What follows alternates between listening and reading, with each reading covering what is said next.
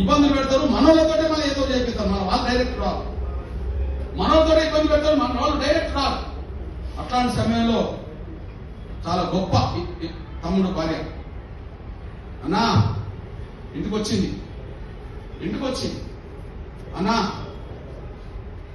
మా ఆయనను జాయిన్ చాలా ఇబ్బంది పెట్టడమే కాదు, ఆయనను లేకుండా చేయాలనుకుంటా జరుగుతుంది అన్న, నీ వాయిస్ అయితే చాలు. కాకపోతే కొంతమంది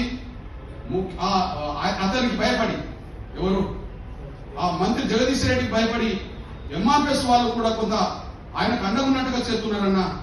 కొద్దిగా నువ్వు బయట గట్టిగా మాట్లాడమే కాకుండా ఎంఆర్పిఎస్ వాళ్ళతో కూడా మాట్లాడమంటే చెల్లె ముందే ఎంఆర్పిఎస్ వాళ్ళతో మాట్లాడి ఒక ధోరణి ఎదుర్కోవడానికి, ఒక పట్టెలు ఎదుర్కోవడానికి మనలో ఒక బలహీన వర్గాల నేత ఒక గట్టిగా ఎదుర్కొంటున్నప్పుడు నీకు చేతనవుతే ఇట్లా ఉండు, కానీ అటు మాత్రం పోతే నేను సస్పెండ్ చేస్తానని చెప్పి వాళ్ళని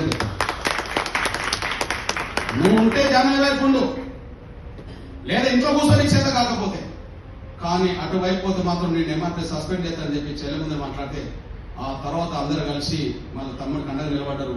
నేను కూడా 2-3 సందర్భాల్లో నా ప్రయత్నం కూడా నేను చేశాను. ఏదేమైనా మన బలహీన వర్గాల నేతల నుంచి ఎదుగుతున్నప్పుడు వాళ్ళ కష్టాలు వచ్చినప్పుడు మనం అండగా ఉండాలి కదా అని చెప్పి నా వంతు పాత్ర పోషించాను.